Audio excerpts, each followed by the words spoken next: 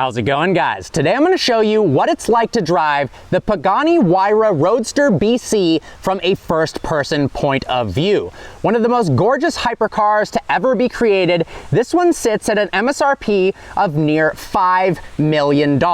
And today you're going to see a first-person point of view driving this unbelievable machine. The Huayra opens up completely like a transformer. This is one of the coolest things I have ever seen in my entire life. From the front end to the back, full exposed carbon fiber that shows the glorious powertrain. This is an AMG-derived 6-liter twin turbocharged V12 that makes 800 horsepower and 775 pound-feet of torque. 0 to 60 happens in 3.3 seconds, and it's got a single clutch 7-speed automated manual transmission. That's probably the only weak point of the entire car. This thing is way too cool. The aerodynamics in the back are absolutely incredible. We have this stationary fixed wing for extra downforce. Then we have these active flaps right here, and a massive rear diffuser as well. One of my favorite parts about the car is this quad titanium exhaust that is so gorgeous. It says BC on the exhaust, and I also love these triple taillights. The interior of the Huayra Roadster BC is as gorgeous as the exterior. Everything in here is an absolute work of art, from the speakers to being able to see this massive floating roof scoop in the rear view mirror. I love the fact that they were able to integrate a roof scoop even though this is a Roadster. The red plaid seats, the contrast stitching, the carbon fiber in the doors, everything is as high quality as you could possibly imagine. Speaking of quality, how insane is this key? It's literally a Huayra BC key. It's shaped exactly like the car, and then you just plop it right down here in this leather compartment. That is just absolutely amazing. That being said, if you do take it apart, it is an actual Mercedes key, like just the basic Mercedes key underneath it, which is kind of funny. I mean, how gorgeous is this steering wheel? It feels so great in your hands. Drive mode select from snow mode, comfort, sport, race, traction control, all the way off. We've got turning indicators on the steering wheel itself, as well as the horns. We've got the front lift button over here, and then look at how gorgeous the instrument cluster is. This beautiful aluminum. The graphics here aren't that great. We'll fire it up in a second and I'll show you a whole bunch of switches here. Everything is just so high quality. And then this gearbox, not only can you shift it with the paddles, but this is one of the best feelings in the world, just clicking this back and forth. More cars need to have this. Now, this knob was actually inspired by the Porsche 917, Horatio's favorite car. Oh man, let's fire this thing up. Click this button.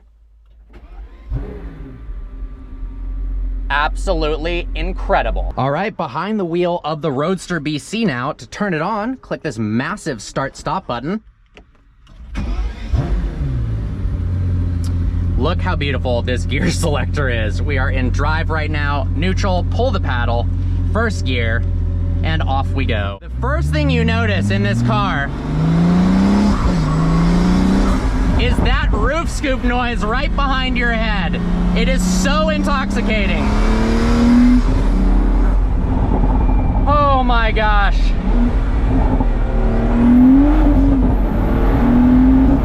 Oh my God. Watch those active flaps coming up as I'm braking to slow me down, acting as an air brake. That is just the coolest thing. The amount that this car pops and bangs is unbelievable. I was not expecting that at all. But there you go, V12 twin turbo Mercedes engine. It's gotta have some crackles for the AMG. But this thing is so much faster than I was expecting. It's just ridiculous. But when you really think about it, Pagani gets a bad rap for being a art car and not a performance car. This thing has 800 horsepower and weighs 2,750 pounds dry. That's a power to weight ratio better than a 765 LT, which everyone knows to be an extremely fast car. Yes, it has a bit of a clunky gearbox. It's not my favorite. It's a single clutch automated manual transmission. It does downshift instantaneously, but the upshifts are pretty sluggish, and around town it kind of bucks back and forth a little bit. But the thing that kind of is really interesting, if you come to a stoplight and you're in first gear, eventually after like 5 to 7 seconds, it pops out of gear into neutral. So you really got to be paying attention to make sure if it does go into neutral and you're on a little bit of an incline, you put it back into first so you're not revving it while you're rolling backwards into somebody behind you and then smashing the back of your $4 to $5 million Pagani. This might be the most expensive car I've ever reviewed. Legitimately. I mean, this is just ridiculous. Truly ridiculous. But it's not quite as intimidating as I was expecting. It doesn't feel that big. It doesn't feel that sketchy. Even in race mode right now, which has very limited traction control. I'm curious, let's put it into comfort mode. Oh wow, the throttle response is so much less. And then we've got no cracks and bangs. Wow. I mean, that is a massive, massive difference in comfort mode right now compared to race. Now, let's try accelerating in sport mode, seeing what that's like. It lights up in red for sport mode. I'm gonna go ahead and downshift.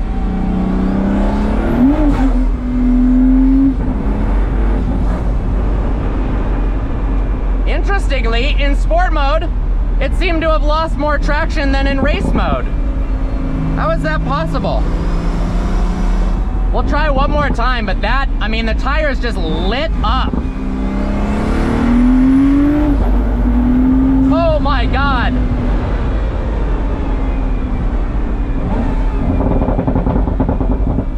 This is legitimately terrifying. It says, warning, driving for track mode only. Well, sorry. This thing is wild.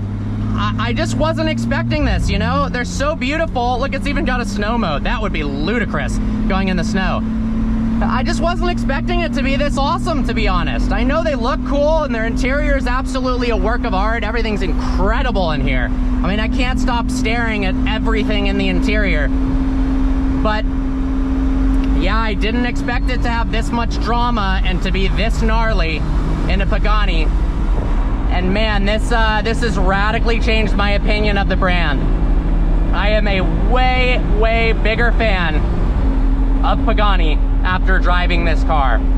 And you just get to look at the coolest stuff when you're behind the wheel of this masterpiece. I mean, just look at the instrument cluster. It's so beautiful. Although the LCD display does have kind of lousy graphics. They should have fixed that screen right there. And then look how gorgeous these air vents are, and just everything, the seats, the doors. Man, I'm in love with this thing. Special thanks to the Triple F Collection for making this video possible. Seriously, please subscribe to them. They're the most awesome guys, and I'm forever thankful for this opportunity. Seriously, guys, this means the world to me. It is so awesome to be driving this right now. Turning indicators are on the steering wheel itself. I'm gonna click that left turn. Loop back around, and interestingly, the lift button is over here, which is, I've never seen it be over there before. We're gonna put it back into race. One last acceleration pull. I hope you guys enjoyed this video. Like always, please browse the channel and subscribe.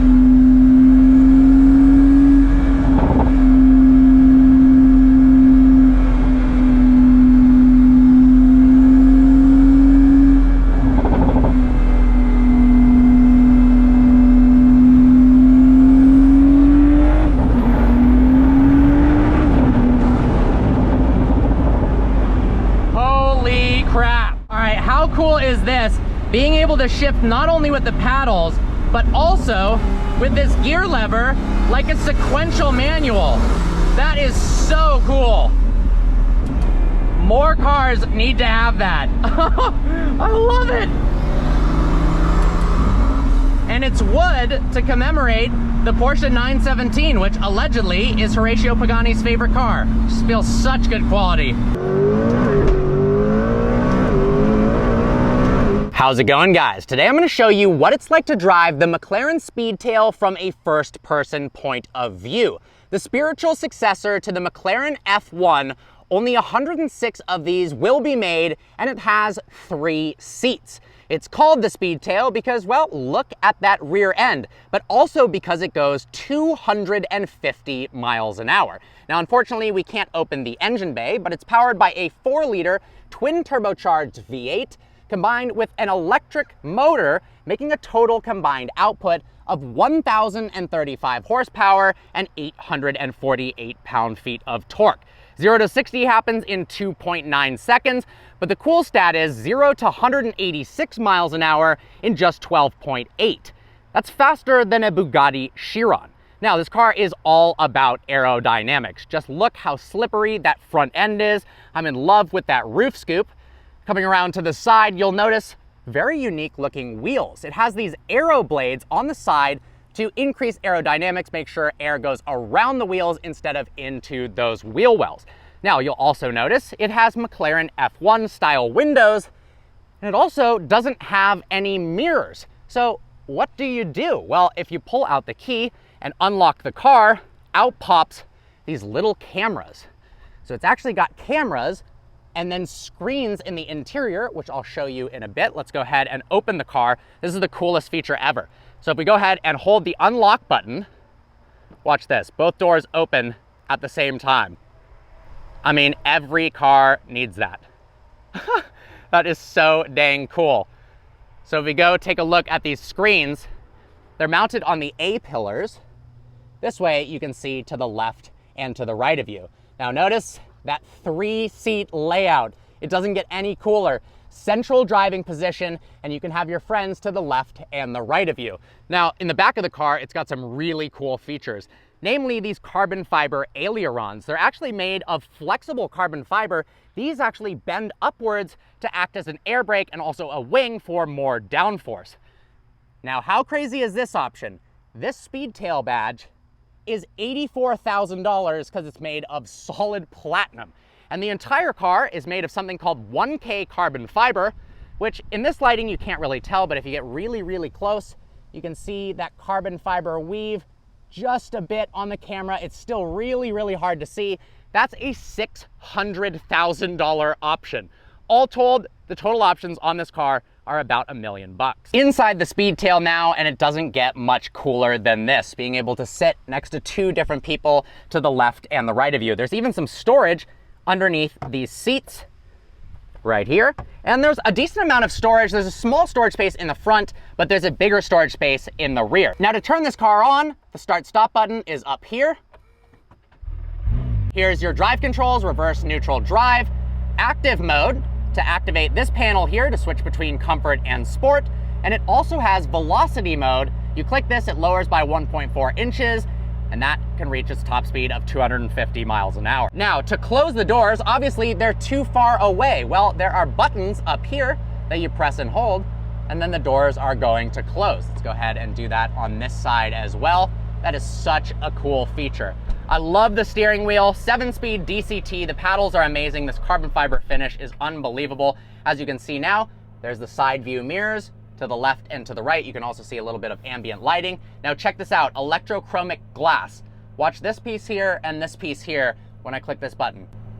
All of a sudden it darkens up so we're not being blasted by the sun. You don't even need any sunshades. They don't even have them. Now the window controls are right here. It's a very, very small window inspired by the McLaren F1. You can't really do much, but at least it has some form of windows.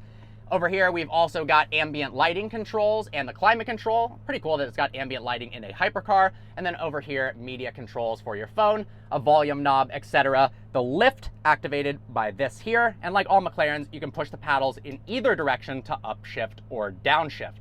I'm so excited to drive this. Let's go. All right, behind the wheel of the Speedtail now. Let's go ahead and fire up that twin turbocharged V8. Go ahead and put it into first gear. And off we go. These side view mirrors are gonna take a little bit to get used to. Initial impressions with this car, it is so smooth. It is so unbelievably comfortable, it's ridiculous. It feels like a McLaren GT, only smoother. It's so insulated from the outside world. You really feel like you could drive this across the country without a trouble in the world, and it would be a lovely experience if you can imagine. But, you know, I'm not driving this in comfort mode anymore. We're gonna click the active button, put it into sport mode, And surprisingly, the car actually feels very, very nimble. You know, it's a long car, but it still only weighs 3,500 pounds, and everyone knows McLarens have some of the best handling and steering feel of any vehicles. Another thing you instantly notice is because of that electric powertrain, you get instantaneous torque. So even at lower RPM, you get a surge of power before the turbos spool. And then after they spool up, it's just absolutely insane. Just look at this. Oh my gosh. I mean, it doesn't get any better than this. It sounds really cool too. When you let off the gas, the turbo flutters and the roof scoop noises are out of this world amazing. And it's really confidence inspiring, despite the fact that it has 1,035 horsepower, which is a beyond ridiculous amount. It actually feels somewhat usable because of the traction control management. It keeps those rear wheels from absolutely tearing themselves up and sending you sideways into a wall. Really, really impressive. Driving this thing, it feels like a spaceship. Looking at the screens everywhere and being in the center of the car, it literally feels like you're inside of a UFO. I mean, it's not like I know what being inside of a UFO is like, but I imagine it would be similar to this. The graphics are also really impressive as well. As an overall car, there really aren't any shortcomings. It's just freaking awesome. And being able to sit in the vehicle with your friends would be the coolest thing. All right, here we go.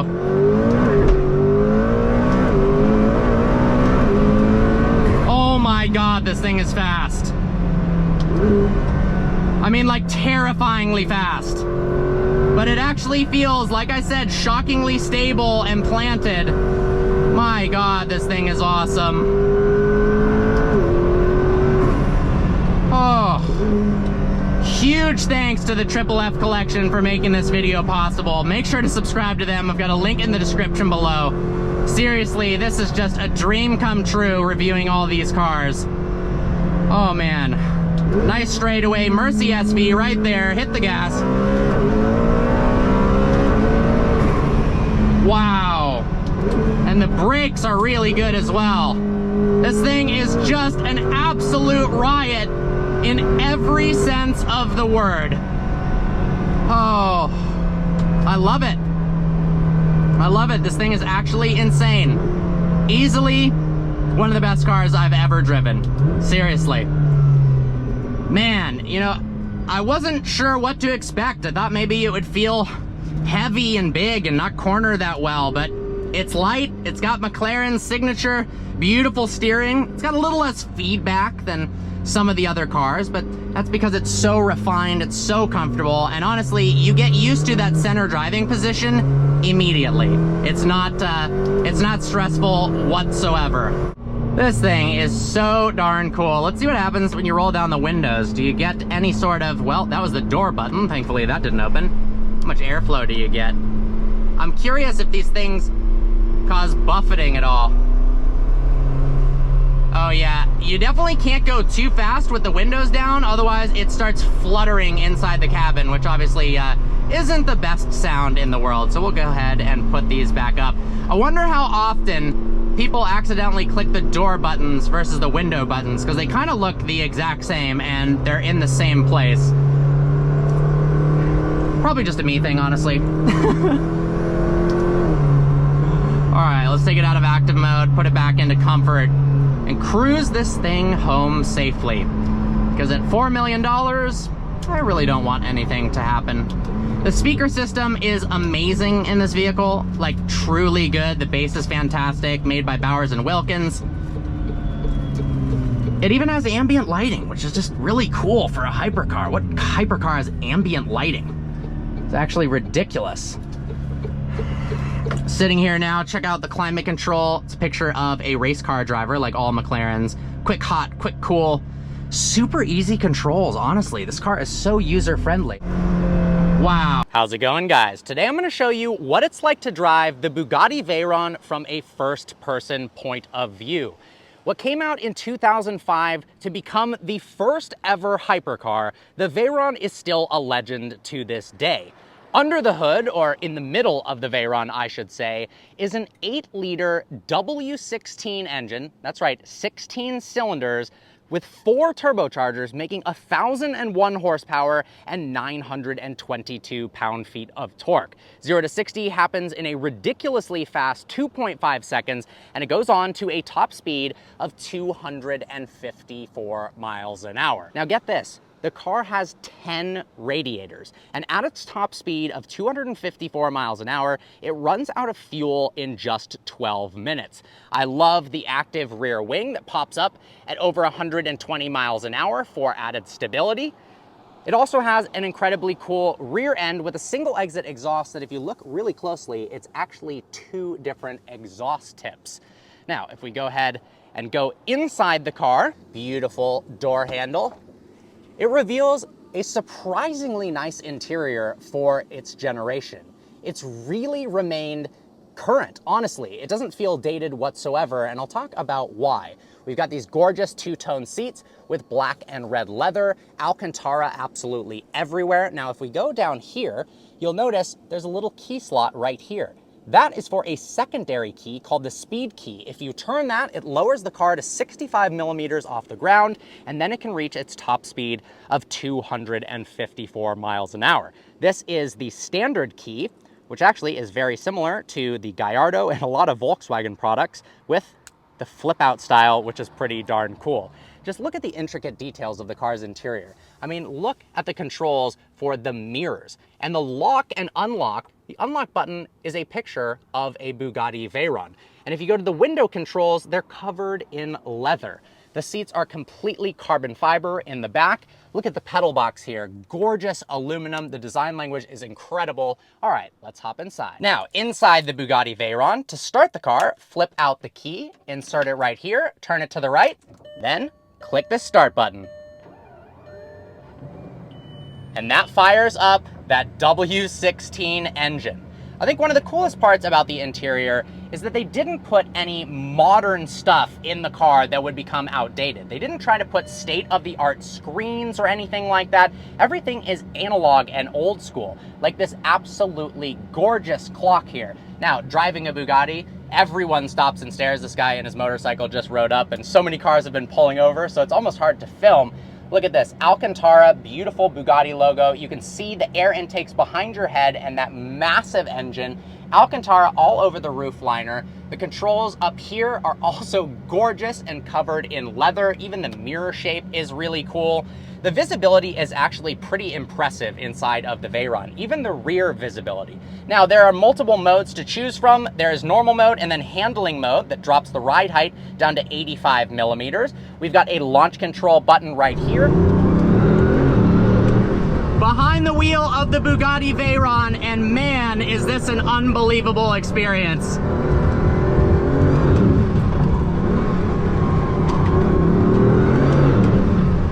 You know, people give the Veyron a lot of flack for not being able to handle well, but honestly, if you really get behind the wheel of one of these and start to push it, it really holds its own. And with that all-wheel drive, you've got a ridiculous amount of grip. And then obviously, it surges forward with tremendous amounts of power. Oh my God. 1,001 horsepower, 992 pound-feet of torque. And when those 4 turbochargers spool up, the surge forwards is absolutely insane. The crazy part is how easy this car is to drive. Yes, it's a hypercar, and this was the first car ever to be called a hypercar. It basically coined the term legitimately, and it's really easy to drive. It feels like you're driving a really high-end Bentley that when you put your foot down, and I mean that in a good way, it's really comfortable, it's really refined and relaxed. Obviously, the suspension is a bit more firm than your traditional Bentley, but it's so easy to drive. You could daily drive this no problem at all. The only thing is the turning radius isn't so good. When you pull the lever into drive, you've got 3 different modes. Right now, I'm in sport mode, where it's gonna automatically shift for me. And then you can pump it over again. That'll put it into drive mode. And then if you pull one of the paddles, it'll put it into manual mode where you can shift that 7-speed dual clutch automatic.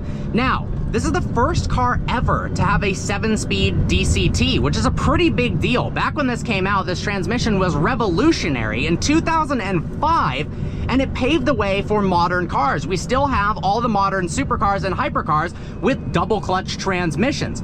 So 18 years later, this technology is still at the forefront. Back when it came out, nothing was like it. It shifted lightning quick, and you couldn't even feel the shifts. It was almost surreal.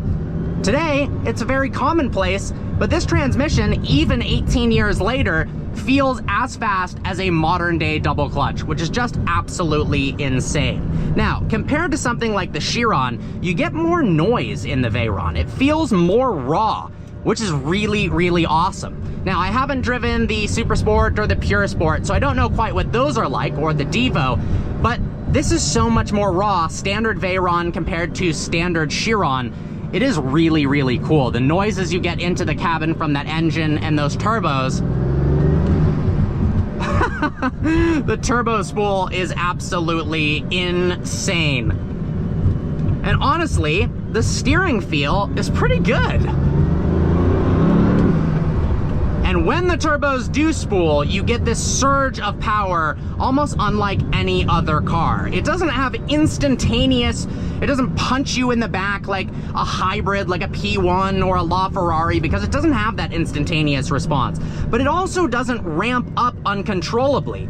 All the turbos are spooling up together in this unbelievable surge of power that just pulls harder and harder and harder, all the way up to its top speed of 254 miles an hour. This thing is absolutely incredible. So I gotta give a huge shout out to my friend Ted for letting me drive this thing. It's actually for sale now. I've got a link in the description below to the for sale ad. All right, an open stretch of road.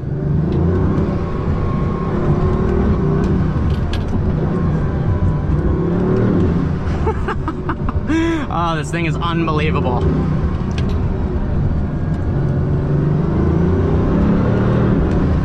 Wow. Yeah, the acceleration is just ridiculous. I mean, 0 to 60 in 2.5 seconds. Even today, that is still mind-bending levels of speed. And you get the drama that you don't get in something like an electric car, like a Tesla Plaid or, you know, a Rimac Nevera. It feels like you're driving a hypercar. It really does. A hypercar that you could daily drive legitimately to 100,000 miles if your wallet would allow for it. It really is just ridiculous. I love the interior, the beautiful leather-wrapped steering wheel, the chrome bits. This aluminum center console is absolutely gorgeous. We've got an analog clock, so it's not out of date, you know? There's no digital screens that are super old looking because this car, the specific one, was made in 2008. It's not like that whatsoever. It still feels modern and fresh. The leather quality is incredible in here. The Alcantara headliner, all of the switchgear up above my head is just insane. Even the mirror itself looks beautiful. It just all around is such a spectacular car. Man, I really want one of these things. Oh, I really need more money. I would love to own this car. No, it's not as nimble as something like a P1 or a GT3 RS, but it's not supposed to be.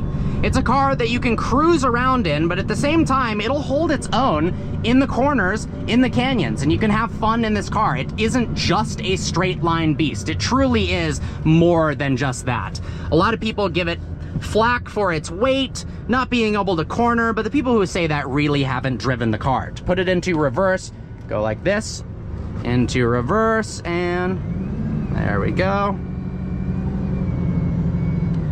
All right, back into drive, just like that. We'll pull the paddle to put it into first gear.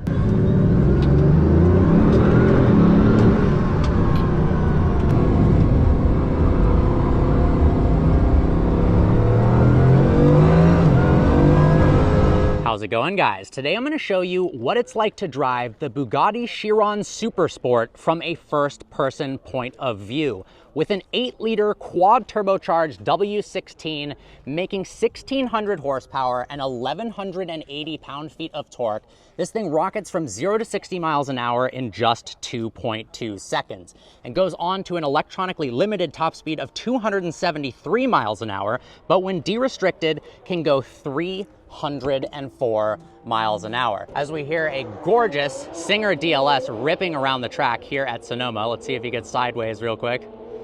We've got the Skyview roof, a very expensive option. Look at the contrast between the white and black seats. Let's go ahead and hop inside. Hopping inside the Chiron Supersport, it's so cool that the instrument cluster goes to 300 miles an hour. 7-speed DCT, super smooth, seamless transmission. I love the carbon fiber use of leather, this massive C-shaped design for that interior light. Here's how you shift into drive, reverse, neutral, etc. The climate controls right here, different driving modes, and let's go ahead and fire it up.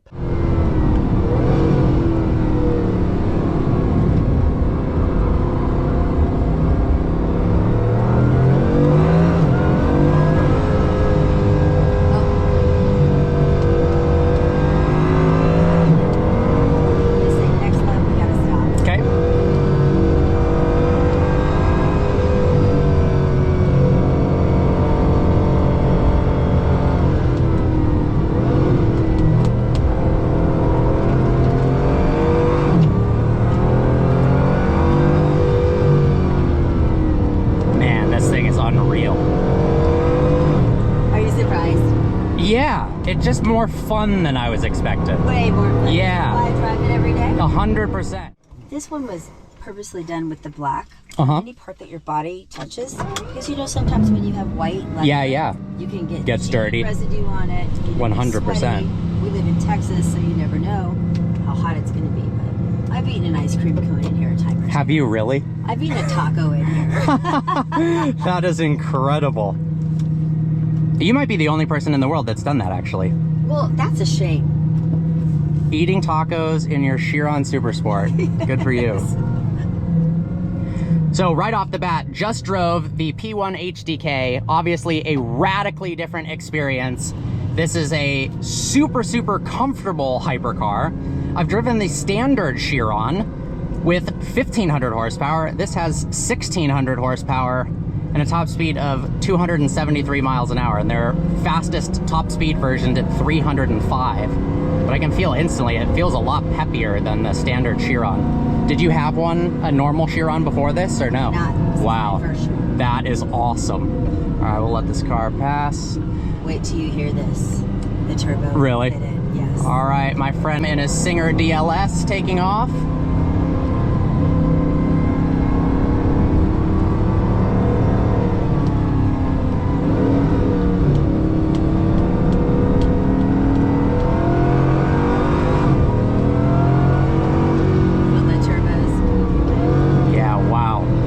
The steering feel is actually way better than I was expecting. I feel like Bugatti gets a lot of flack for being a straight line car. No, not at all. And the standard Chiron does kind of feel much better than the Veyron, but the steering feel on this is impressive.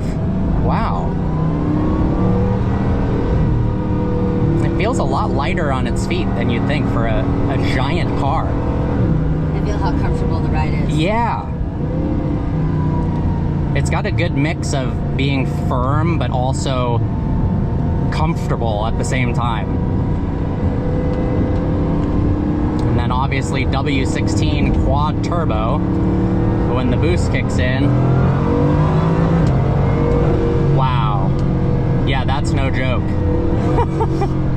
She just wants to go fast. And I'm sure it just continues to pull to 250 miles an hour, just like that. And you know, we can actually go faster than up to the top by sticking the secondary key in the left, yes. I think that's such a cool feature, having the top speed key. Yes. Now, is the key you handed me, is that the spare key? And there's like a fancier leather one? There's okay, a gotcha. fancy leather one, and we usually don't take that one out. Fair enough, yeah. These were transported here, so we send these keys out. It's funny, it's like a mid-2000s Volkswagen key. Yeah, They had the same one for the Veyron. Yep.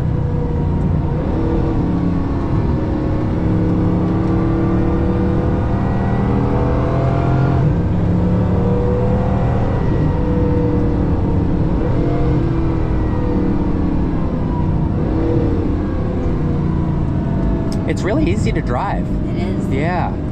It shocks that I mean, not a lot of people have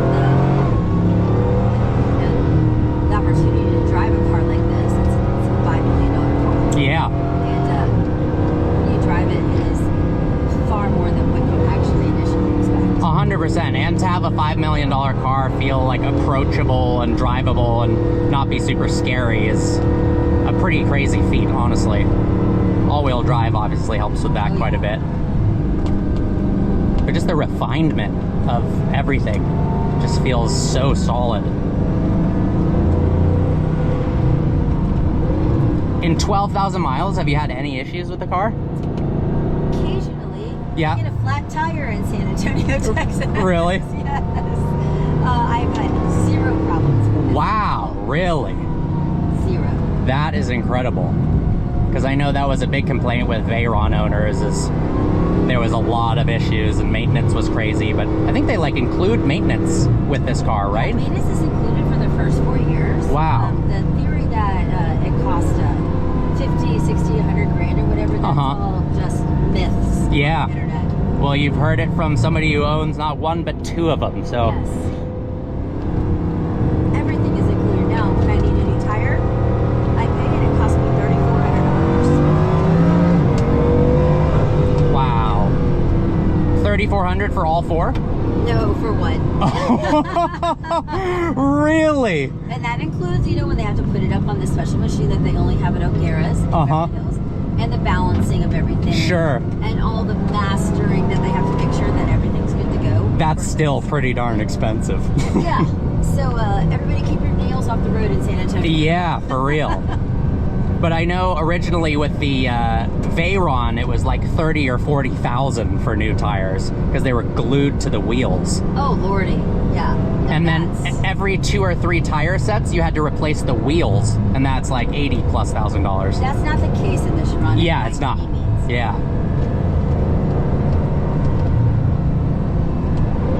Can we hit one last lap? Sure, I think you should go a little faster. Yeah? Okay. I appreciate that.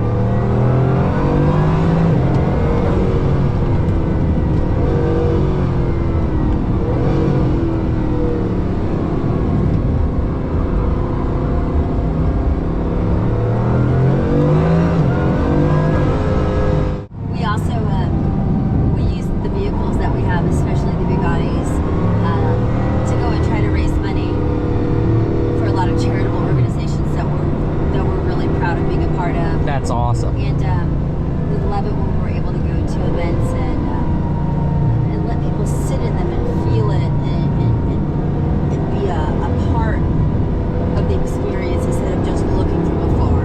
Touch it and feel it, because there's a lot of little kids out there that it's blowing their mind, and they think it changes the way they feel about it all. Yeah, I was at the Coda event with the Exotics Network, and you guys opened the cars up and a bunch of kids were sitting in it. It was really cool.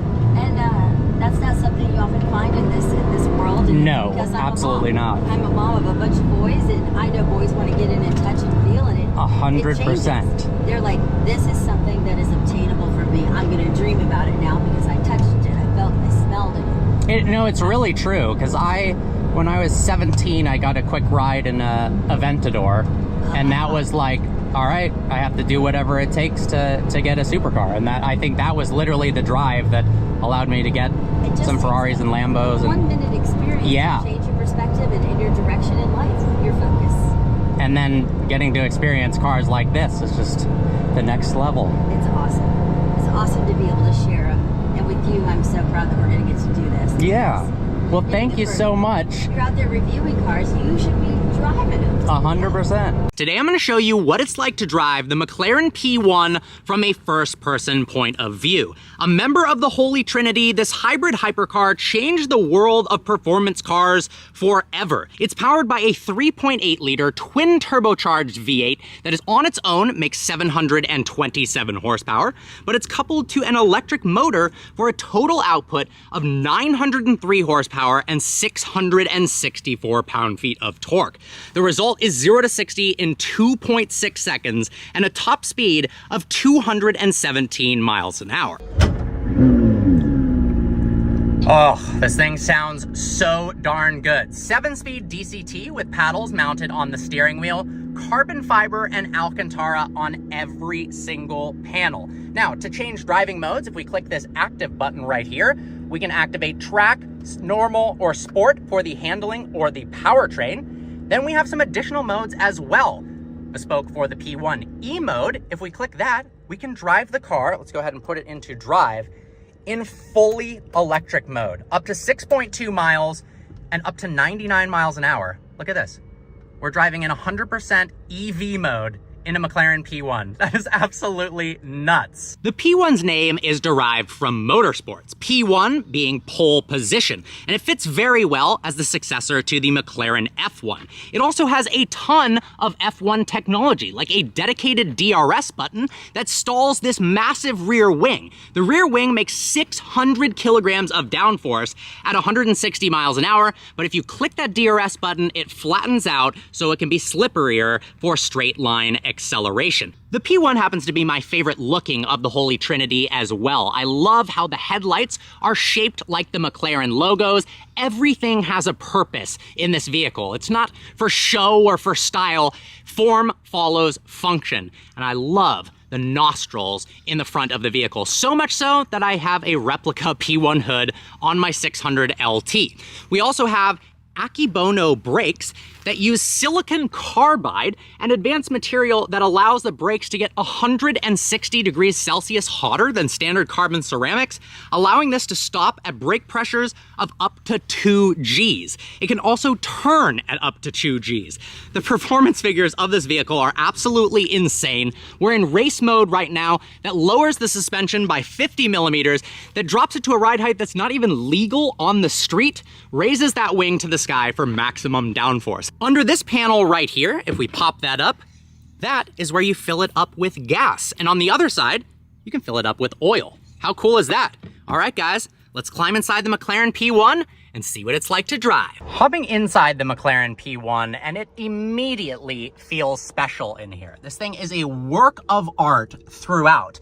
Look at the carbon door sill. We've got a plaque here that says it's number 308 of 375. Now let's close this massive carbon fiber door that's actually surprisingly heavy, so we're gonna support it on the way down.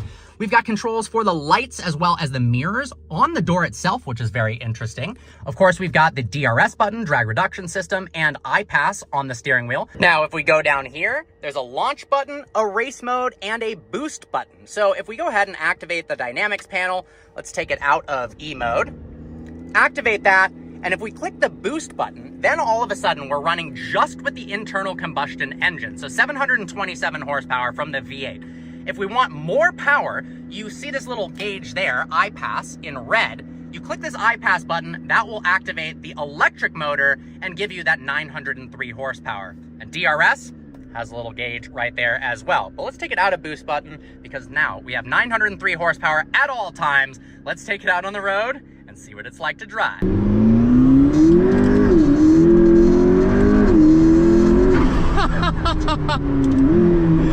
Behind the wheel of the P1 now, and man, is this an incredible day. This is one of those pinch yourself days where I go, is this really what I get to do for a living, is drive these cars around?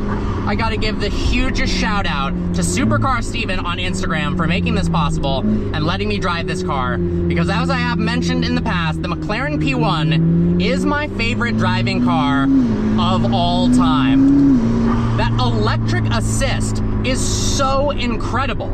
Instead of electric cars, they don't have any of the soul of an internal combustion engine, but they do have instant throttle response. This is the best of all worlds. There's no turbo lag because of that electric assist, and And then you get that glorious sounding twin turbocharged V8, and the blow-off valve noise is insane. You can also hear that roof scoop above your head making crazy whooshing noises. But man, with a full carbon fiber tub, there is zero sound deadening in here whatsoever. Everything is in the name of weight saving. So you hear all these little rocks pinging off of the chassis. The windshield is 5.2 millimeters thick to save 8 pounds. There's no lacquer on the carbon fiber to save 3 pounds. I mean, they are literally grasping at straws to save every last bit of weight to make this thing a full-fledged performance monster. And it really did reset performance benchmarks, both for 0 to 60 in a rear-wheel drive car, lap times, as well as how good of a car could a manufacturer make.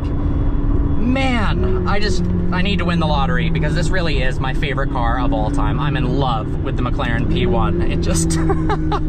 It just sounds absolutely insane. Now, this isn't the best surface, but let's try a little launch here, shall we? So, click the launch button, floor the accelerator, and off we go. That actually hooked pretty good. Man, this thing is an absolute rocket ship. Jeez Louise. This is the best car ever.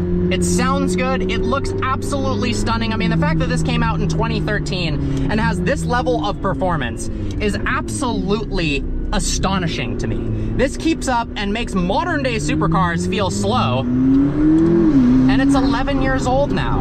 I mean, this is just...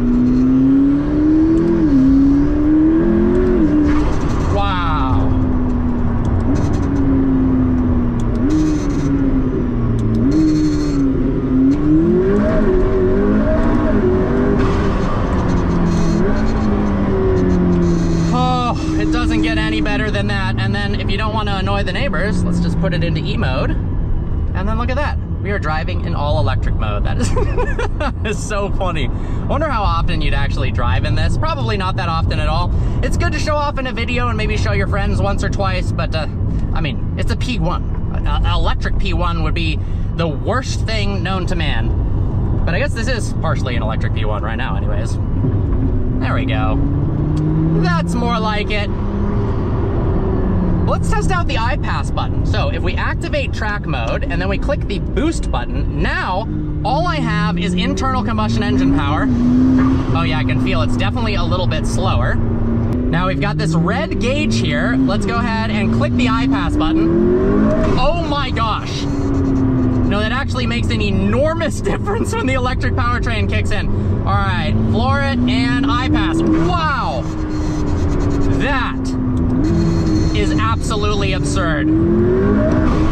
You think the car is a rocket ship just with the internal combustion engine, and you click that iPass button and you just teleport into warp speed. I really don't care if cars like a Chiron are faster in a straight line. This thing handles so well, and it's just so exciting at every single speed that's why it's my favorite hypercar. The LaFerrari was awesome to drive, as with the 918. Of course they are. They're hypercars from some of the best manufacturers in the world. But both the 918 and the LaFerrari felt like if you were driving it normally, just cruising along, going to a Cars and Coffee, they just felt like the pedestrian version of themselves. The Ferrari felt kind of like a 458. The 918 feels, you know, kind of like a GT3 RS, but with a V8. It wasn't until you really, really open it up that you start to get that true driving pleasure that you'd expect in a car that costs that much. Whereas the P1 is good at any speed.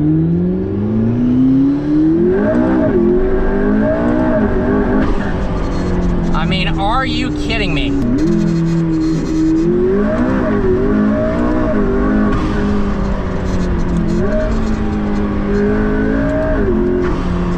It's extremely confidence-inspiring in the corners. The brakes are out of this world. I mean, it slows the car down like nobody's business. And it's just such an event to drive.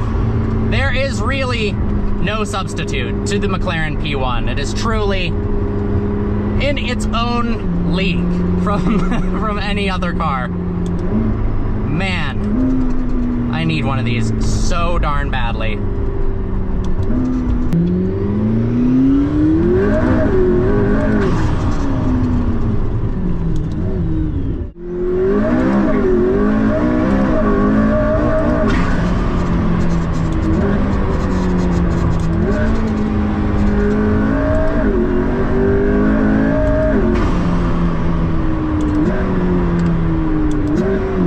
How's it going, guys? Today I'm going to show you what it's like to drive the Ferrari F50 from a first-person point of view.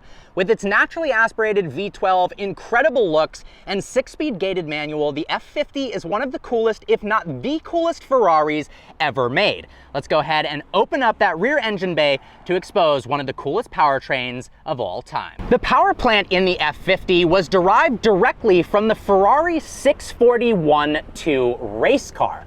Now, the displacement has been increased from 3.5 to 4.7 liters, and of course, it doesn't rev to 13,000 RPM on the street, it only revs to 8,500. Plenty for a glorious V12. All told, the naturally aspirated V12 makes 513 horsepower and 347 pound-feet of torque. And that is mated to the glorious 6-speed manual transmission that we will show off later in the video. Now, something a lot of people don't know is the front opens up, kind of like the Kofanga hood on the Huracan STO, to reveal one of the smallest trunks I've ever seen in my entire life, made entirely of carbon fiber. You can also see the awesome inner workings and cooling systems of the F40. But also, this 76 of 349 badge, this is number 76, and they only made 349 in the entire world, which is why this is one of the most valuable Ferraris, coming in at $5.4 million. The interior of the F50 is very minimalistic, but there's carbon fiber everywhere. Get a load of these black and red racing bucket seats that are actually surprisingly comfortable. Now, to open that rear engine bay, this lever right here, then you have to lift it up and manually install these little, basically prop rods of sorts. And to open the front, there's a lever right here. Now, you'll notice it has manual roll-up windows. Got the carbon fiber door sill. Let's go ahead and climb inside. Inside the Ferrari F50 now, gorgeous 3-star steering wheel, fits perfectly in your hands. There's only one button for the horn right here. Here's the roll-up style windows, a front lift, which is pretty impressive for the time. The engine start button, also having a start-stop back in 1995, is pretty incredible. Carbon fiber everywhere, but my favorite part of the car is this 6-speed manual transmission that is gated. Just listen to what this sounds like. I mean, how epic is that? Another amazing part about this car is it doesn't have a roof. Apparently, installing this roof takes a Ferrari tech and about 30 minutes. So you hope it doesn't rain when you're driving the car. Check out these air vents. They're so simple and really funny in a $5 million car, but this is all about the driving experience. All right, guys, let's take it for a spin. Behind the wheel of the F50 now, this is the key, and interestingly enough, it bends like this. And I don't quite understand why. It doesn't save any space. Now, to start the car up, foot on the brake, key in, clutch in, turn this all the way, and then you've got the engine start stop button. Now, interestingly enough, it's actually got two different seat belts. So this is the upper portion, which we'll put over here, and then it's got this lower portion down here. How ridiculous is that? Go ahead and lower the handbrake. We've also got a front lift that we're gonna activate. All right, let's fire this thing up. Oh, that is too good. Front lift up. And then we're gonna chase after this beautiful Monza SP1 that I'm about to review, and off we go.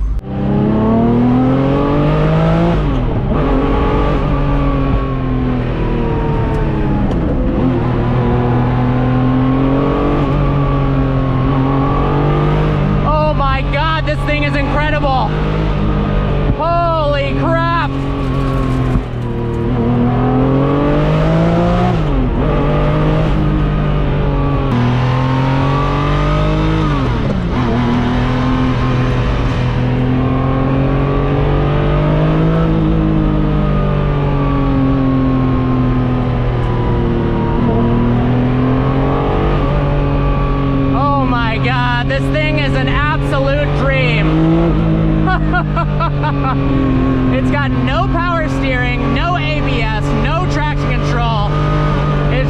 a screaming V12 with a gated manual transmission. The manual is absolutely incredible. It's super easy to use. The clutch is nice and light. The steering is fantastic. At low speeds, it's pretty heavy. But as you pick up the pace, it just feels so natural and so comfortable. And if you've seen the review, you'll know that I was absolutely shocked at how good this car handles. It's really, really impressive for a car of this era. And the sound is just like nothing else in the world. Now, surprisingly, just cruising around town, the F50 is actually pretty easy to drive. The visibility is fantastic, particularly because it's so open top. You can see every which way around you. The car doesn't feel too big or intimidating. It honestly, you know, before getting in it, the concept of driving a $5.4 million car that is only 349, it's pretty much irreplaceable, is a very scary thought. But when you actually get behind the wheel, it's actually not that big of a deal. It feels confidence inspiring both at low speeds and at high speed. You know, for quote unquote only 513 horsepower at the upper RPM ranges, this thing absolutely rips. And it handles impressively well. Honestly, the steering feels fantastic. There's a ton of communication. This thing is just phenomenal. It's an absolute dream to be driving this right now.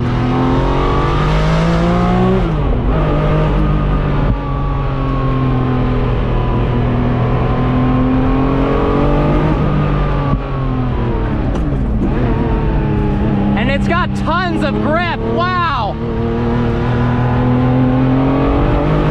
To think an F50 is confidence inspiring is wild. But this is the best driving Ferrari ever. It literally feels like a massive go-kart with a glorious, glorious soundtrack, my God. And then chasing behind an SP1. It doesn't get any better than this, literally. Oh, a little bit of a bumpy road, so a little bit scared, but my God. Holy shit.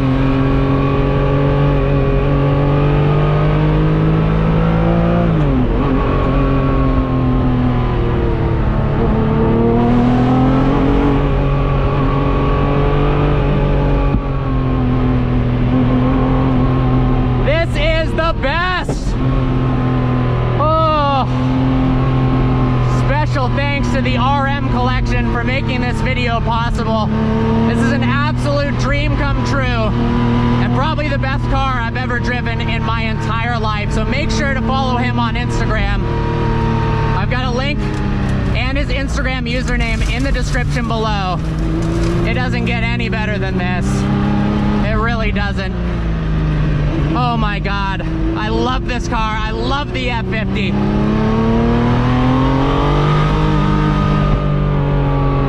And because of that 2B exhaust, it's shooting flames every time you hear that backfire. Oh, for the 349 lucky individuals who own one of these, and perhaps less because I'm sure some people have multiple, this is just a dream. This is what cars are all about, raw emotion. And it doesn't get more emotional, more exciting, and more invigorating than this. You feel like the engine is bolted to your spine, and the soundtrack is truly like nothing else.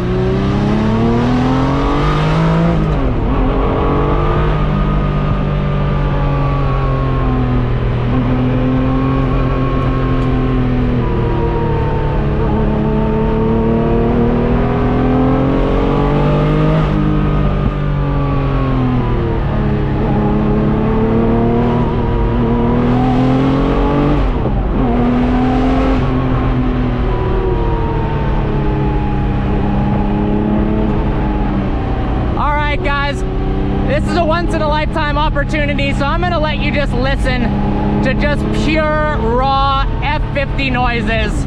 I'm gonna shut up. This is just so sick. I hope you guys enjoyed today's video. Like always, please browse the channel and subscribe. I I look forward to seeing you next video.